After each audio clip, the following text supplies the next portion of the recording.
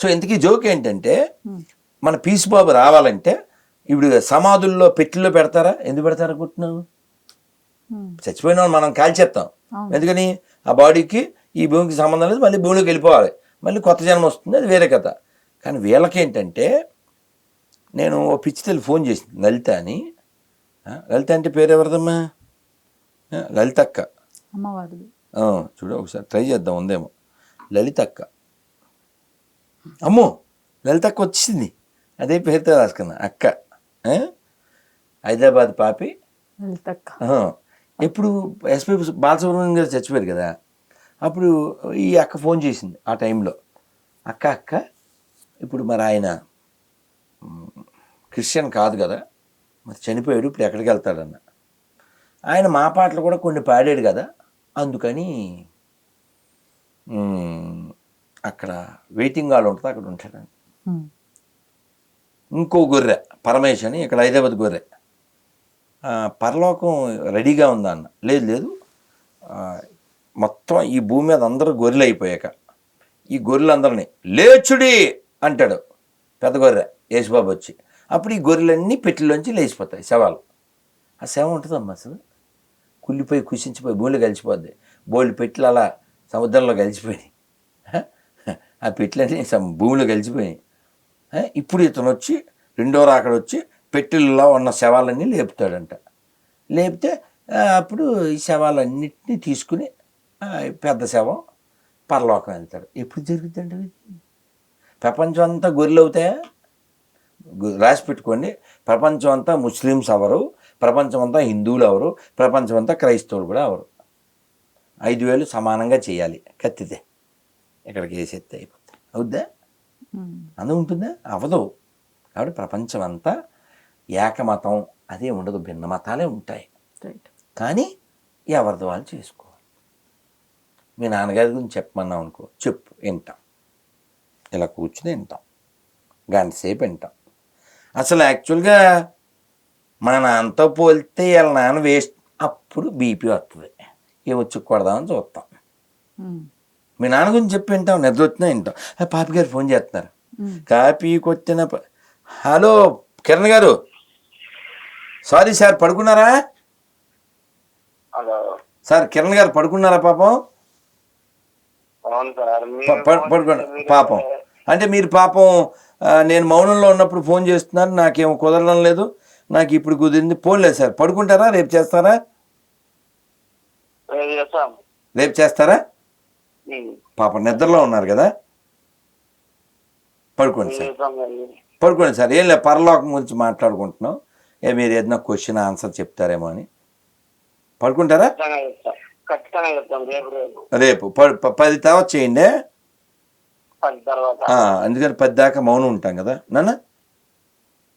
జై శ్రీరామ్, జై శ్రీరామ్, జై Shriram. Praise the lord,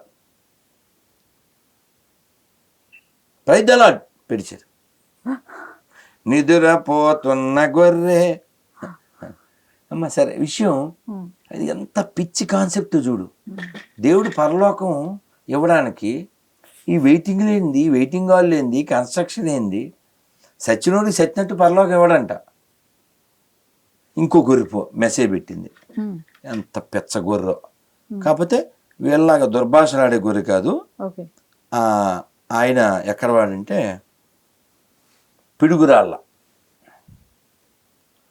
Piduguralla పాపి పాస్టర్ దేవసహాయం గారు. పాపి అంటే తిట్టు కాదమ్మా. నిన్ను యాంకర్ అనొచ్చా అనకూడదా? తిట్టు కాదుగా.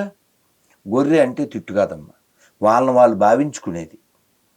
నువ్వు మీడియా పర్సను, సో యాంకర్ అమ్మా, నీ పేరు మర్చిపోయాం, ఆ అమ్మాయి ఎందుగా యాంకర్ అన్నావు, ఏ తప్ప కాదుగా. సేమ్ అలా పాపి అంటే మీరు అలా రాసుకున్నారు అనుకోకండి, అందుకే మీరు ఫీల్ అవుతారేమో అని చెప్పాను. ఎందుకంటే మీరు అసలే చెక్కులాస్ కదా, అందుకే. ఈయన నేను ఏదేదో క్వశ్చన్లు అడిగారు. శుక్లాంబరదం. నమస్తే రాధా మనోహర్ దాస్ గారు. నేను పిడుగురాళ్ళ ఏరియా మండల డివిజన్లో కే దేవ సహాయం నా పేరు. And pastor. ఈ వీడియో ఆడియో అని క్వశ్చన్ అడిగారులేండి. ఏంటిది? 2 మాటలు మీతో మాట్లాడదామని. శుక్లాంబరధరం. అలాగే శుక్లాంబర భరధరం అనే ఒక అంతవరకు అదే ఆయన డౌట్ అడిగారు, నేను చెప్పాను.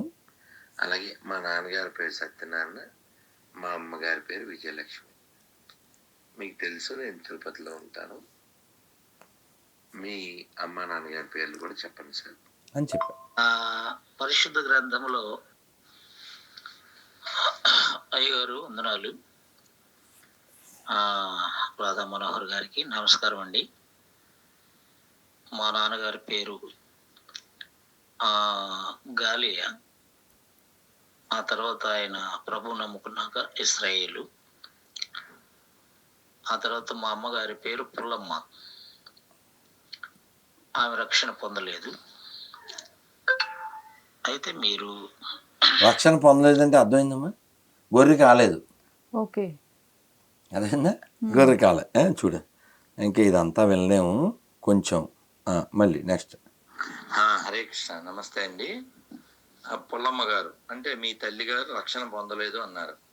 అకార్డింగ్ టు బైబిల్ ఇప్పుడు ఆవిడ ఎక్కడ ఉంటుంది అంటారు? నమస్తే సార్.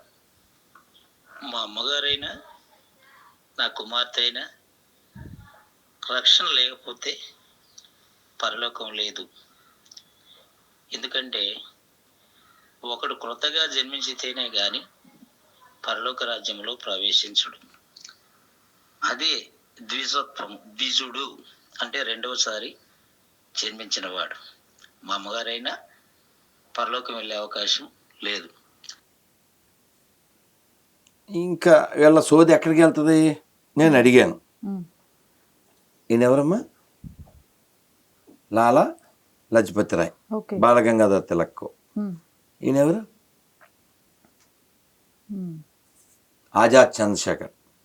ఆయన ఈ ఫోటోలు పెట్టి క్వశ్చన్ అడిగా.